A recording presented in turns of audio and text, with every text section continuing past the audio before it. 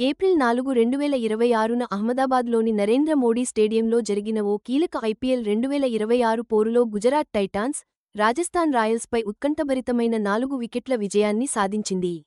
Royals నిర్దేశించిన 185 పరుగుల భారీ లక్ష్యాన్ని గుజరాత్ విజయవంతంగా ఛేదించింది.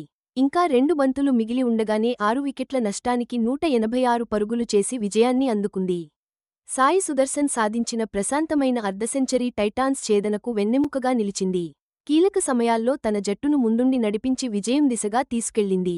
ఈ కష్టపడి సాధించిన విజయం ఐపీఎల్ 2026 పాయింట్ల పట్టికపై గణనీయమైన ప్రభావం చూపనుంది. ఇది టైటాన్స్ ప్లేఆఫ్ ఆశలను మరింత పెంచగా, పరాక్రమంగా పోరాడిన రాజస్థాన్ రాయల్స్ ఇప్పుడు మళ్లీ పుంజుకోవాల్సిన పరిస్థితి ఏర్పడింది. గుజరాత్ టైటాన్స్ జట్టులో రెగ్యులర్ కెప్టెన్ శుభమాన్ గిల్ లేకపోవడం గుర్తించదగ్గ విషయానికి ఓ తాత్కాలిక కెప్టెన్ జట్టును ఈ కీలక విజయానికి నడిపించారు. మ్యాచ్కి ముందు టాస్ గెలిచిన గుజరాత్ టైటాన్స్ ముందుగా బౌలింగ్ చేయాలని నిర్ణయించుకుంది. దీంతో రాజస్థాన్ రాయల్స్ను బ్యాటింగ్కు ఆహ్వానించింది. రాయల్స్ ఇన్నింగ్స్కి ఓపెనర్ యశస్వి జైస్వాల్ అదిరిపోయే ఆరంభం ఇచ్చాడు. తన దూకుడైన అర్ధశతకంతో టీంకి మంచి పునాది వేశాడు. జైస్వాల్ అవుటయ్యాక ధ్రువ్ జురెల్ క్రీజులోకి వచ్చి కీలక ఇన్నింగ్స్ ఆడాడు. మధ్య ఓవర్లలో తన మెరుపు బ్యాటింగ్తో స్కోరు బోర్డుకి మంచి ఊపునిచ్చాడు. ఇక డెత్ ఓవర్లలో రియాన్ పరాగ్, రాహుల్ తెవాటియా కూడా తమ వంతు సాయం అందించడంతో రాజస్థాన్ రాయల్స్ 20 ఓవర్లలో 5 వికెట్లు కోల్పోయి 185 పరుగులు చేసింది. నరేంద్ర మోడీ స్టేడియంలోని బ్యాలెన్స్డ్ పిచ్పై టైటాన్స్కి 186 పరుగుల గట్టి టార్గెట్ని సెట్ చేసింది.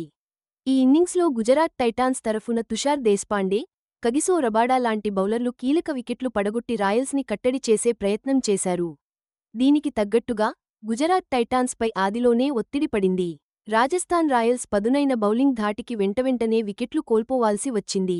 అయితే సాయి సుదర్శన్ మాత్రం అద్భుతమైన సంయమనం, నైపుణ్యాన్ని ప్రదర్శించి నిలకడైన అర్ధసెంచరీతో ఇన్నింగ్స్ను నిలబెట్టాడు. రవి బిష్నోయ్తో సహా రాయల్స్ స్పిన్ బౌలర్లందరినీ అతను చాలా చాకచక్యంగా ఎదుర్కొన్నాడు.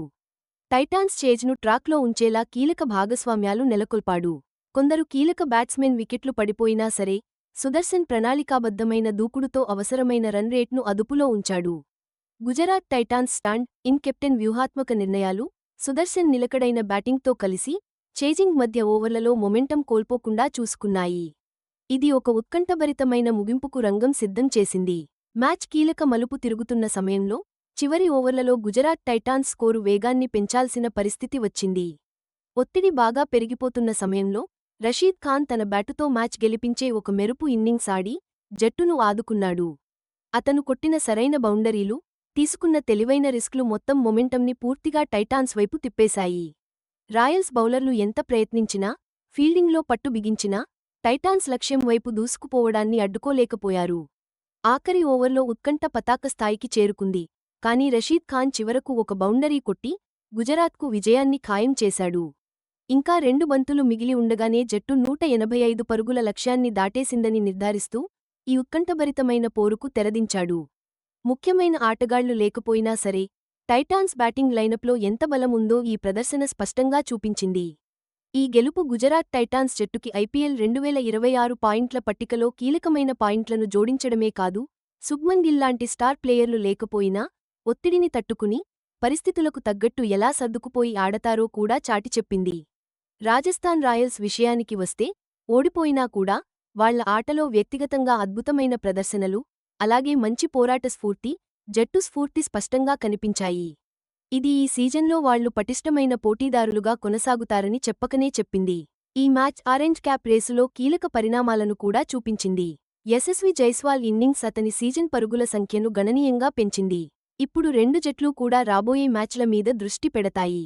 ఈ ఉత్కంఠభరితమైన మ్యాచ్లో తమ బలాబలాలను అర్థం చేసుకుని బలాన్ని మరింత పెంచుకోవాలని, లోపాలను సరిదిద్దుకోవాలని చూస్తాయి.